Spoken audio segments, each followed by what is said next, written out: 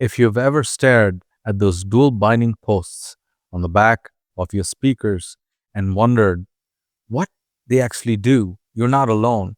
Two positive terminals, two negative terminals linked by shiny metal plates or jumper wires. The manual calls them bi-wire capable. But what does that actually mean? Do you need extra cables, a second amplifier? Is this some hidden upgrade path or just another hi-fi myth that refuses to die? Most of us have heard the terms bi-wiring and bi-amping tossed around for years, often with more confusion than clarity. Some swear by them, others call them pointless. In this video, we're finally going to settle it. We're going to break down what bi-wiring and bi-amping actually are, why your speakers are designed this way, and whether any of it makes a real difference in sound. No hype, no marketing fluff, just clear, honest answers. So before we go down the rabbit hole of extra wires and amps, we need to understand how the majority of speakers are connected and designed and why. Let's start with the baseline, a standard single wire connection. Look at your speaker, you see different drivers. There's the tweeter that handles high frequency sounds like cymbals and the upper range of a singer's voice. Then you have the bigger cones, the mid-range drivers and the woofers that handle the body of the music, guitars, vocals, and the low-end punch of bass and drums. If it's a simple two-way, then it's the tweeter and the mid-woofer. Your amplifier sends out a signal, full range audio signal, that contains everything from the lowest bass note to the highest shimmering treble. But if you sent that full range signal directly to the tiny tweeter, the deep bass energy would quickly overwhelm it, pushing the delicate diaphragm far beyond what it was built to handle. And if you sent it only to the big woofer, you'd lose all the high frequency detail and sparkle. This is where a brilliant bit of engineering inside your speaker comes in. The passive crossover. The crossover is the hidden circuit board that acts like a traffic cop for audio frequencies. It typically contains inductors, capacitors, and resistors that divide frequency electrically. It takes the full range signal from your amp, splits it up, and directs the high frequencies to the tweeter and the low frequencies to the mid-woofer. This makes sure each driver only gets the frequency it was built to handle. So, on a speaker with two sets of binding posts, how does one signal get to both parts of the crossover? That's the job of those metal bars or plates or wires connecting the top and bottom posts. They're called jumper bars. When they're in place, they electrically connect the high frequency and the low frequency terminals. You connect your speaker cable to one set of posts, top or bottom, it doesn't matter, and the jumper passes that full range signal to the other set. From there, the signal enters the crossover, which then splits it up for the drivers. This is standard wiring. It's simple, it's effective, and it's how the vast majority of audio systems are really set up. It's been the default for decades and works perfectly well for most people. So, if it ain't broke, why did anyone feel the need to fix it? That question leads us straight to our first and by far most controversial topic, bi-wiring. All right, this is where things get interesting. You decide to try what the manual suggests. You unscrew the posts, remove those little jumpers, and break the connection between the high and the low frequency inputs. Now you have two separate sets of terminals. So what is bi-wiring? It's running two separate sets of speaker cables from the exact same amplifier channel to the two separate sets of terminals on your speaker. Let's be clear. You're still using only one amp channel per speaker. The two positive cables are stacked together at your amp's positive terminal, and the two negative cables are stacked at the negative terminal. Just make sure your amp's terminals can safely accommodate dual banana plugs or stacked spades. Accidental shorts here can be costly, meaning the wires at the speaker end should not be touching one another.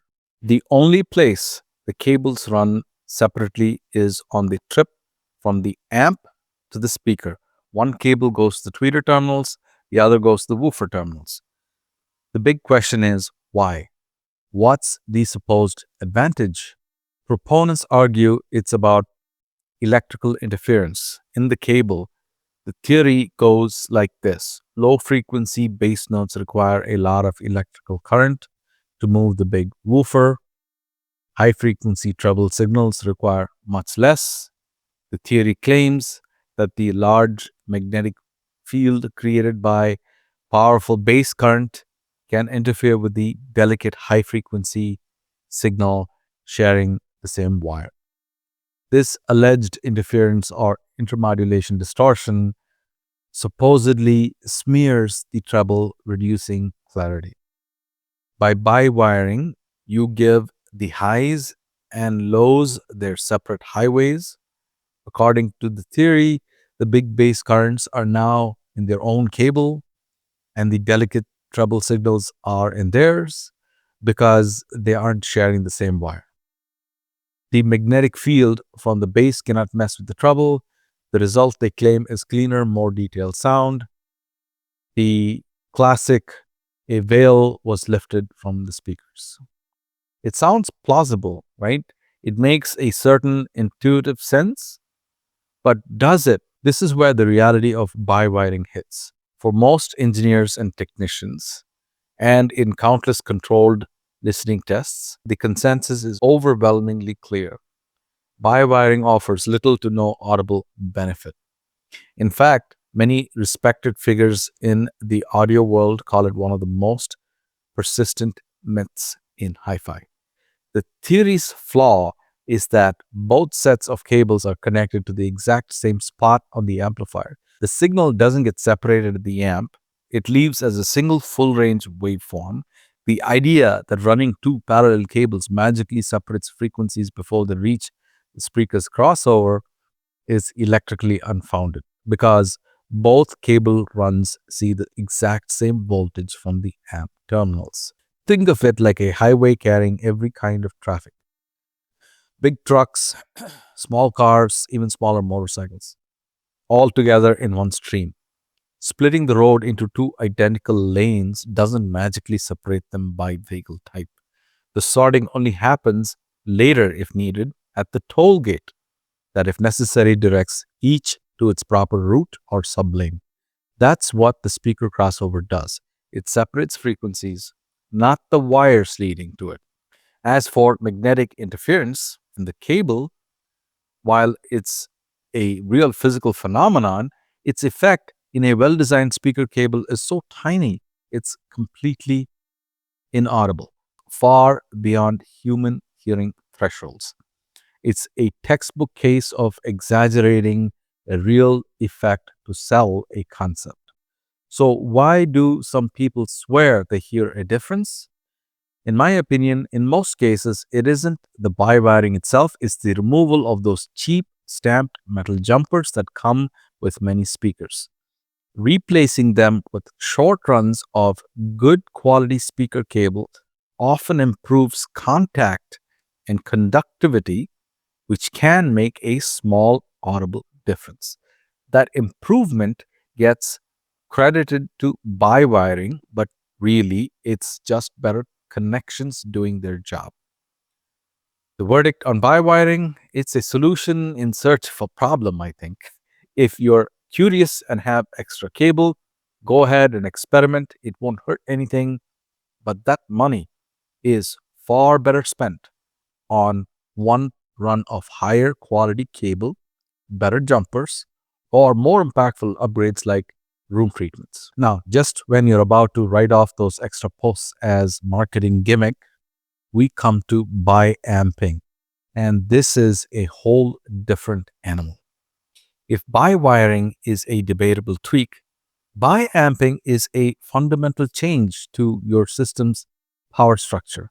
This is where those extra terminals can unlock a tangible advantage. So, what is passive bi-amping? While bi-wiring uses one amp channel per speaker, bi-amping uses two separate amp channels to power one speaker.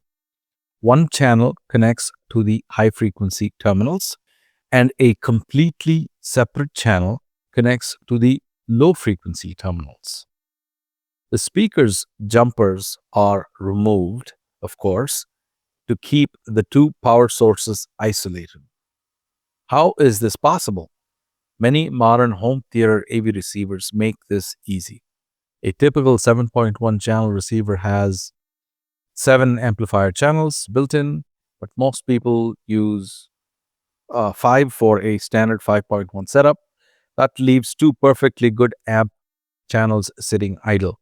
Most receivers include a menu option called Amp Assign. Sometimes they're labeled Assign Mode or Amplifier Assignment, which lets you reroute those unused channels to power your front speakers in a biamp configuration. Now, your front left channel isn't just powered by one amplifier channel, it's powered by two, the main front left and formerly unused surround back left. If you're using a high fidelity two channel setup, though, there is another path. Instead of repurposing spare receiver channels, you can use external multi channel power amplifiers or a pair of dedicated stereo amps to biamp your speakers. This approach gives you higher current reserves, better power supply isolation, and lower distortion, all of which can make more audible impact in demanding systems. This is the key takeaway. Bi-wiring is about separating a signal path, while bi-amping is about adding more power. The advantage isn't the wires, it's the extra amplification. So, why does this work? There are three main benefits. First, and most obviously, you get more available power and dynamic headroom. Your speaker's tweeter is small and needs little power. The woofer, however, is a big, heavy cone that's incredibly power hungry. In a standard setup, one amp channel has to power both, and a huge bass note and a cymbal crash happens at the same time. The single amp has to deliver massive current to the woofer while trying to cleanly render the delicate treble. By bi-amping, you give the woofer its own dedicated amplifier, effectively isolating its power demand from the tweeter section. The power hungry woofer gets an entire amp to itself, and the less demanding tweeter gets its own separate, unstressed channel. This means that when a massive bass transient hits, the woofer's amp can deliver all the power it needs without affecting the tweeter's amp, especially if the amplifiers have independent power rails or robust shared power supply designs. The result is more effortless power, especially at high volumes, with less strain and more control. Second, and directly related, is a reduction in distortion, specifically intermodulation distortion, IMD. This happens when an amplifier is pushed to its limits, trying to reproduce multiple frequencies and runs out of keen power. This creates new unwanted frequencies that make the sound muddy and congested. By bi-amping, you isolate the problem. The bass amp might be working hard, but any distortion it creates is confined to the low frequencies. The separate amp for the highs stays clean and unstressed, leading to clearer highs and mids, especially during loud, complex music. Third, you get tighter, more controlled bass An amplifier's ability to control the woofer is called damping factor. A dedicated amp channel connected directly to the woofer can start and stop the cone's movement with more authority, just more control. The improvement in damping factor from passive biamping isn't massive unless the amps have fully independent outputs, but it can still translate into more articulate, better defined bass. You hear the distinct notes in a bass guitar run instead of a one note thud. It's also worth knowing that there is horizontal versus vertical biamping. Horizontal is most common. One stereo amp powers the highs for both speakers, and a second powers the lows. Vertical is where you use the entire stereo amp for each speaker, one channel for tweeter, one for the woofer. It's more expensive, but offers even better channel separation and a potentially lower crosstalk. Now, the caveats. The benefits are most obvious on large, power hungry speakers. If you have small, efficient bookshelf speakers, you might not notice a huge difference. They simply don't demand enough current for the change to matter. But if you have an AV receiver with unused channels just sitting there, passive biamping is basically a free upgrade that unlocks the potential of the gear you already own. Before we wrap this up, let's look at the ultimate expression of this concept, active biamping. Everything we've discussed so far still uses the passive crossover built into your speaker. Active biamping bypasses or replaces that internal crossover entirely. In an active setup, you use an external electronic crossover before your power amps. The signal leaves your preamp and goes into this box first, which splits the signal into highs, mids, and low frequencies. Then the high frequency signal goes to one power amp, and the mids and the low frequency signals go to a completely separate power amp. Those amps are often wired directly to the tweeter, mid-range, and woofer. This approach is superior for a couple of reasons. First, passive crossovers can introduce some power loss as heat, especially in resistors handling high current, while active crossovers are more efficient. By removing the passive components, the amp is connected directly to the driver for maximum control. Second, an active crossover is far more precise, allowing you to fine tune crossover points, phase, and even time alignment between drivers, something that's impossible in a fixed passive design. This is the standard for studio monitors and concert sound systems because it offers the highest level of performance. However, it's also far more complex and expensive for a home system. For most of us, it's a step too far, but it's the theoretical ideal that passive biamping tries to make more accessible. So, where does that leave us? After cutting through the myths, the conclusion is pretty straightforward. By wiring using two sets of cables from one amp channel is largely a myth in terms of audible benefits. The slight improvement some people notice is often just from removing bad factory jumpers or from a healthy dose of placebo. Passive biamping, however, can be a real and worthwhile upgrade. By using two amp channels to power a single speaker, you provide more power, increase headroom, reduce distortion, and improve bass control. Just keep in mind that total available power doesn't quite double. Each channel still handles only its frequency band, but you are easing the workload per channel, which can translate into audible gains. So let's make this simple. Who should buy wire? Honestly, probably no one, at least not if it means by buying more cable. If you're curious and have extra wire laying around, feel free to experiment, but don't spend your money expecting a sonic revelation. It just won't happen. So, who should buy amp? You should consider it if you own large, power hungry speakers that are tough to drive. That extra power can be the difference between a speaker that sounds good and a speaker that truly sings. Check out my video card on your screen on how much amplifier power you actually need and which amp specs really matter.